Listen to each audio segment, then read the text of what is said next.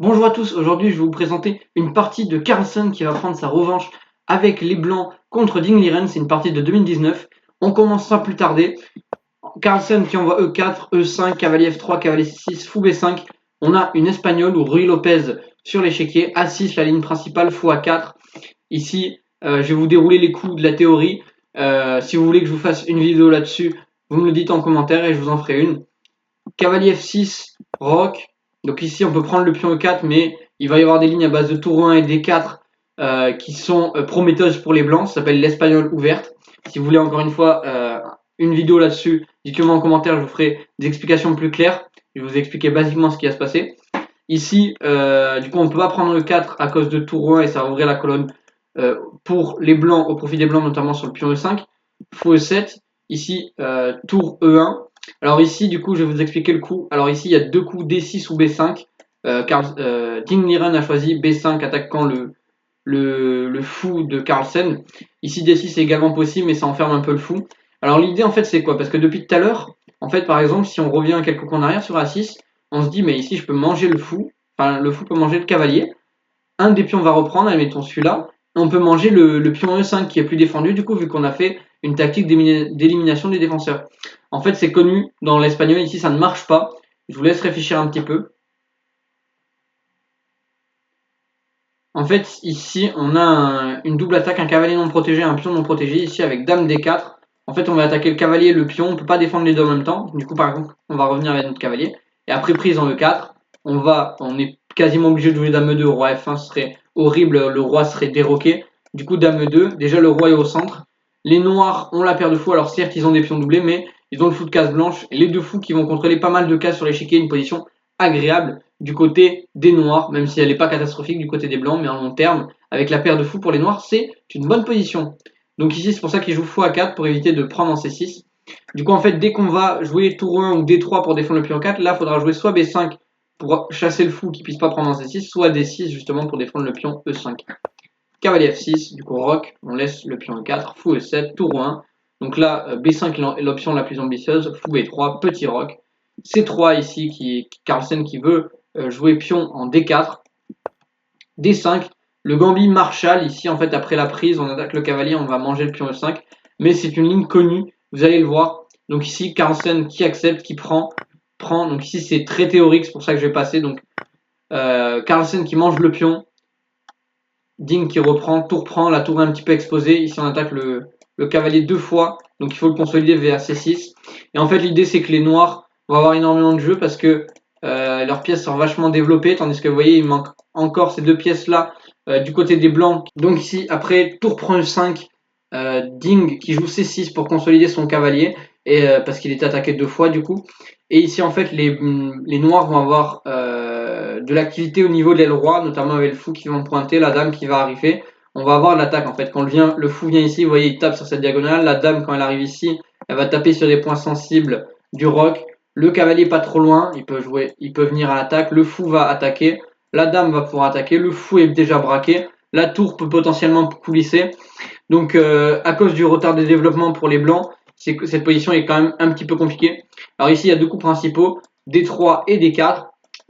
Carlsen qui décide de jouer D3. Alors c'est pas facile à comprendre ce coup D3, il faut aller dans certaines lignes. Je vais éviter de digresser, ça nous éloignerait du sujet principal. Mais il y a quelques subtilités avec le pion en D4 qu'on n'a pas avec le pion en D3. Je rentre pas dans les détails, si vous en voulez, je vous expliquerai encore une fois, mais je préfère ne pas trop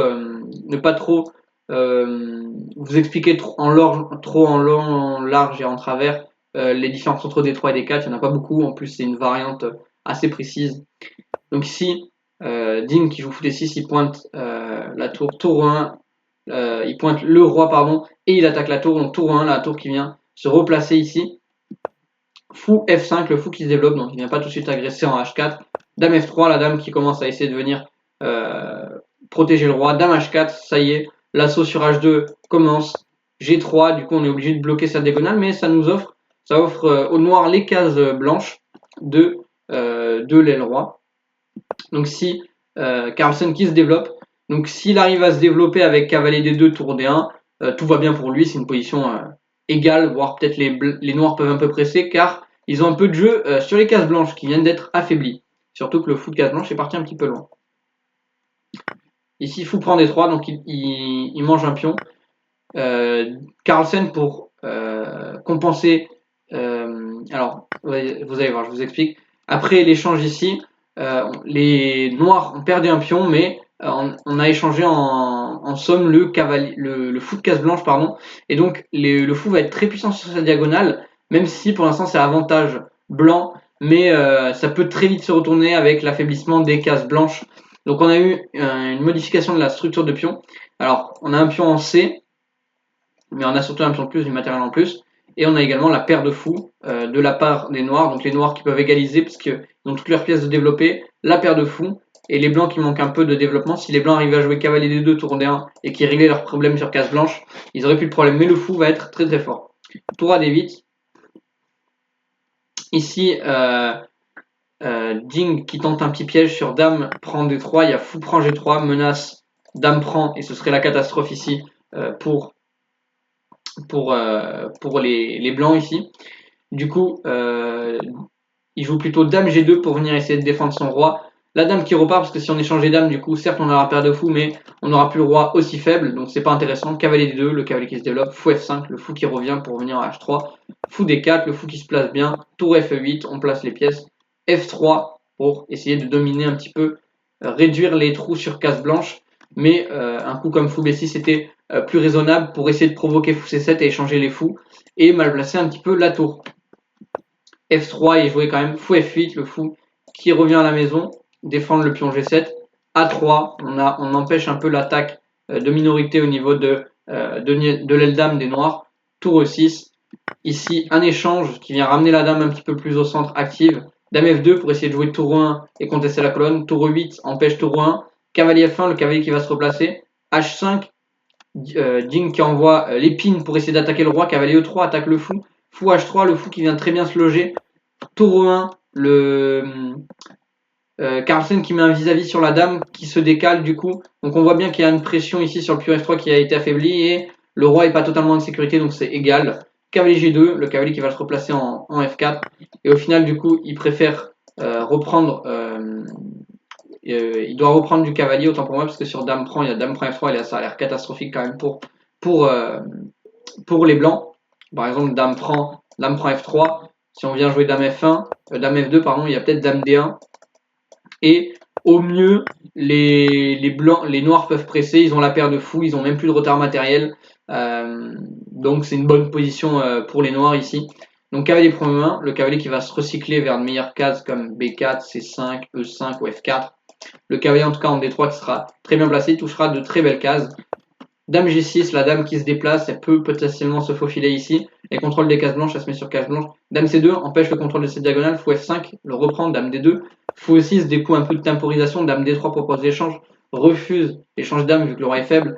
Dame E3, fou E6, ils attendent. Fou C5 ici, il vient échanger, mais il se dit que les pions enfin le roi n'est pas totalement safe. Et donc, c'est totalement égal cette position. Dame B1, dame F2, la dame qui revient. Défendre tout au niveau de l'aile roi, surtout le pion B2. J'ai loupé ma flèche. Fou D5. Ici, une imprécision. Ici, il fallait jouer dame C1 ici. Avec les noirs. Alors, c'est pas facile à comprendre. L'idée, c'est potentiellement de revenir en G5 pour essayer de pousser H4 à un moment donné. Et puis aussi pour donner un peu plus d'air à la dame. Mais pas facile à comprendre fou D5, c'est un coup totalement logique, on va mettre la pression ici. Roi G2, le roi qui se décloue, A5, bon, pas un avantage très très grand, mais Carlsen qui commence à presser, dame E2 qui vient potentiellement s'infiltrer, dame F5, roi F2, fou E6, il veut rentrer en H3, cavalier C2, dame H3, Ding qui rentre, mais en fait c'est pas grave, parce qu'en fait après roi G1, la dame on sait pas trop ce qu'elle fait là, vu qu'elle vient rien attaquer. Fou C4, le fou qui vient bien se placer, dame E8 échec, roi H7, cavalier E3, le cavalier qui se replace et qui commence à aller à l'attaque du roi. Ici, on vient échanger les dames, reprise du fou, et ici, avec le pion de plus et sans les dames, c'est ici gagnant pour Carlsen, même si c'est pas facile. B4, il vient fixer d'abord une faiblesse en B5 qui va pouvoir venir taper avec le cavalier. G5, H4 qui vient miner tout de suite les pions. Et en fait créer une faiblesse durable en H5 Et ici, Ding Liren qui va se tromper en prenant en H4. Il fallait plutôt jouer roi G6 pour approcher le roi sur la prise. On reprend du roi et on va pouvoir se délaisser d'une faiblesse via H4 ensuite. Ici, Ding qui du coup prend H4, mais en fait cette faiblesse est beaucoup trop forte, le cavalier va pouvoir s'installer.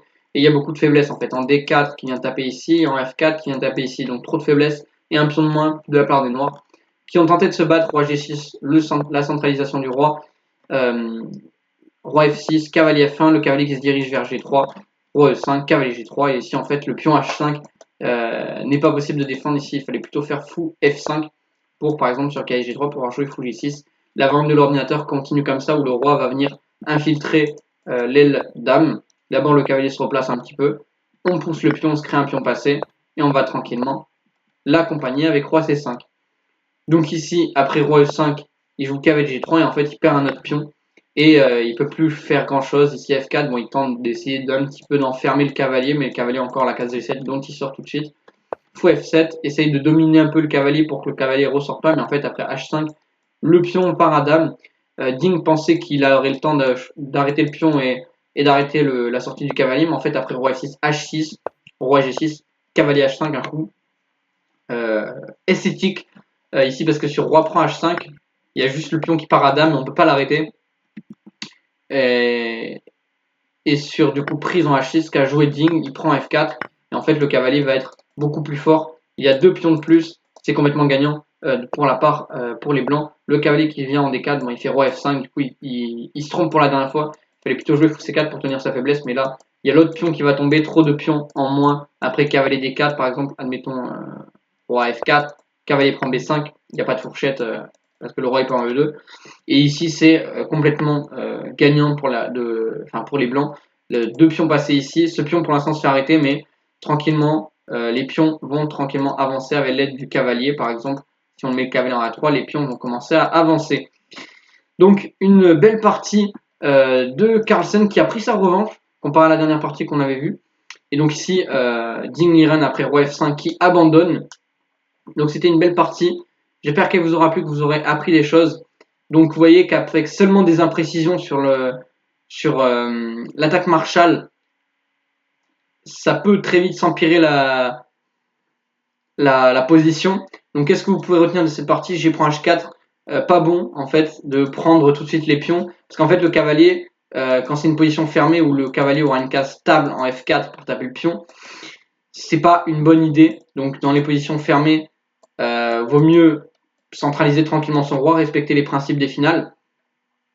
Après, éviter de faire des coups compromettants aussi comme F3 parce que c'est engageant. Certes, ça lutte contre les cases du fou, mais vous voyez, il y a des problèmes en fait sur cette diagonale qui vont un petit peu paralyser les blancs. Alors c'est imprécis, hein, c'était plus 0, plus 0,6, mais quand même, c'est une idée. Et éviter de faire des coups d'attaque comme ça également, un petit peu superficiels parce qu'après juste roi G1, en fait, la dame est juste mal placée et le temps qu'elle se replace. Les blancs auront le temps de contre-attaquer.